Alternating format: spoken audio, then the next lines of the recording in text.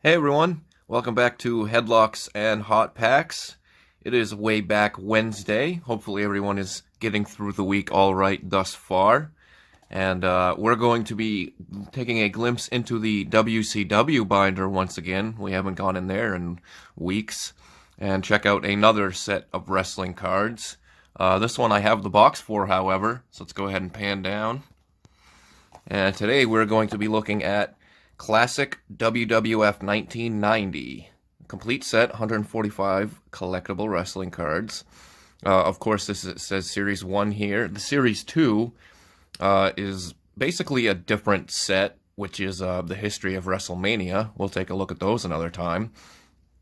Here's the box. Pretty basic. Nothing too crazy on there. Of course, the old school WWF logo. And then on the back, 1990 Classic Games. And you got your other copyrights. Hulk Hogan, Titan Sports. And this is an eBay purchase. You can pick these up sealed from anywhere to $10 to $20. I think some people list them for $25. Pretty sure I paid $15 for this one. I think I paid $15 for Series 1 and 2. But let's go ahead and we will glimpse into the binder here, and there's what the cards look like. I'm sure a lot of you wrestling fans will remember this design here. Again, 145 card set, and completely different from the WCW 1991 Impel cards. As you can see, we've got different superstars for each card, and not a full first page of Hulk Hogan.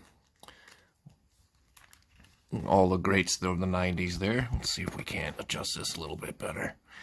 There we go. Of course, you got Hulk on the top left there. The Big Boss Man, Rick Rude. Macho Madness, Macho Man Randy Savage, Ultimate Warrior, Demolition, Jake the Snake, the $1 Million Man, and Hacksaw Jim Duggan.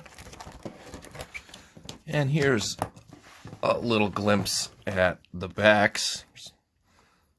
Again, pretty basic, just lists stats such as height, weight, hometown, famous wrestling move, which is basically his finisher, special feats, talents, and unusual characteristics. There are multiples of superstars in this set, however, they just use like different pictures. And then, of course, we've got the classic superstar logos, so Dusty's is, of course, the polka dots there. Hercules surrounded by chains. And up at the top here, we've got Andre the Giant and Miss Elizabeth, Brutus the Barber Beefcake, Hot Rod Roddy Piper, Jimmy Superfly Snuka, and the Bushwhackers. Hall of Fame row there. Sensational Sherry, another Hall of Famer there. A lot of people don't really like Brutus the Barber Beefcake. I'm not sure why he gets so much flack these days, it seems. One of my all-time favorites, Mr. Perfect Kurt Hennig, at the top, and that is Rick Martel there. Tito Santana, of course they were a team, Strike Force. And then in the middle you got Mr. Fuji, Jimmy Hart, Brother Love, so some managers. Akeem, the African Dream, Bad News Brown, also known as Bad News Allen, and the Honky Tonk Man, recent Hall of Famer. More new superstars. The Rockers, of course, that's Shawn Michaels and Marty Jannetty. You got Coco Beware, Bobby the Brain Heenan, the greatest manager of all time, in my opinion. Dino Bravo, the Genius. Leapin' Lanny Poffo, brother of the Macho Man. Greg the Hammer, Virgil, Lonely Virgil, Haku, and then Rugged Ronnie Garvin. So like I said, already a much cooler set from the WCW Impel cards, just because they switch things up with each card, and it's not the Impel cards just felt very stagnant. Although you do have 3 cards of Bret Hart on this page, but of course that's just a minor coincidence, I suppose.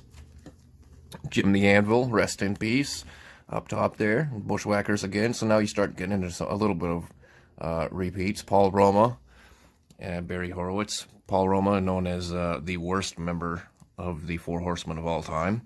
And then here you have the personalities, me and Gene Okerlund, again, R.I.P., Gorilla Monsoon. Him and Bobby Heenan are my all-time favorite announcing duo. Jesse the Body, Sean Mooney. That's nothing against Jim Ross and Jerry Lawler. Of course, I love those guys, but just always loved hearing the Brain and Monsoon. There's Danny Davis, the wrestling referee, Jack Tunney. A lot of people complain about having authority figures in WWE storylines, even to this day.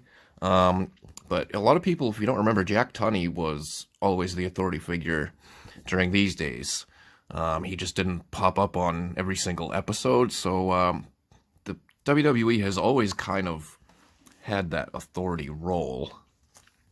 Another Hulk Hogan there. And of course, the set starts to kind of go again in the same order as the first 50 some odd cards. So you got Hulk, Bossman again, Rick Rude, Macho, Warrior, Axe of Demolition, and Jake the Snake. $1 Million Man again, followed by Hacksaw. And then, of course, you remember our second page started with Andre, so you got Andre there again, followed by Liz, Brutus the Barber. I believe Hot Rod actually came before Superfly in the first 50-some-odd cards, though. So, again, Classic just changed it up. They didn't make everything look identical. You know, they used some profile shots. They used some action shots. Another Sherry, Mr. Perfect again, with the abdominal stretch on some unfortunate opponent. Jimmy Hart, Andre the Giant, Brother Love once again. Kind of a funny picture of Brother Love. He's in a graduation cap and gown there. And you got Akeem, Bad News Brown, Hockey Talk Man, and the Rockers. Another high-flying move from the Rockers there. Coco Beware, top left. He's a Hall of Famer. Another shot of Bobby the Brain Heenan. Dino Bravo had a controversial end to his life. The Genius. Greg the Hammer. There's Lonely Virgil again. Haku. Probably the toughest man ever in the wrestling industry. Rugged Ronnie Garvin and more Hulkamania bottom right. As you can see, let's go ahead and pull one of these out, actually. These cards are in pretty good shape, too. You see this one's got like a little speckle there, but that's just kind of a printing error, I suppose. Here's a look at the back. All the corners are very sharp on these. So you can, like I said, you can definitely find them in really, really good shape for probably between $10 and $20, I think. The Red Rooster, Terry Taylor. Of course, he was in the WCW Impel set. Hillbilly Jim is a Hall of Famer. And we've got the Widowmaker, Barry Windham. Not sure how many people remember this part of Barry Windham's career. But he had a brief run, of course, with the WWF at this time. And then he was known as the Widowmaker. He would go back to WCW and kind of hop back and forth a couple of times. Classy Freddie Blassie, Bret the Hitman, Jim Neidhart, and then you had Smash of Demolition there, Paul Roma. Don't see any Jim Powers in this set. Of course, Jim Powers was the tag team partner of Paul Roma. There's Barry Horowitz again, was the tag team partner of Paul Roma. They're known as the Young Stallions. Brooklyn Brawler, Danny Davis once again, Hulk Hogan. Again, starting to go in that order once again. So Hogan, Bossman, Rude, Macho, Warrior, Demolition, and then Jake the Snake once more. So it's pretty much every 50 cards, roughly, before the entire set is completed. You got DiBiase, Hacksaw, Andre once again, Miss Elizabeth, the First Lady of Professional Wrestling, another Brutus the Barber, about to give somebody a trim, Jimmy Superfly, Tito Santana here, Hall of Famers. So this is loaded with Hall of Famers, loaded with the legends. Of course, their roster at this time was just absolutely stacked. Good profile shot of the Hulkster there. The Rockers once again having their hands raised in victory. Yeah, we'll just thumb through these a little bit quicker now. Another classic shot of the Warrior there. So a lot of people remember that picture. And this is how the set finishes off. Not sure how many people remember these cards specifically, but they're just logo cards, or I'm not even sure what you would call them, but featured logos of all the superstars, or kind of like exactly the same things that are on the bottoms of these cards.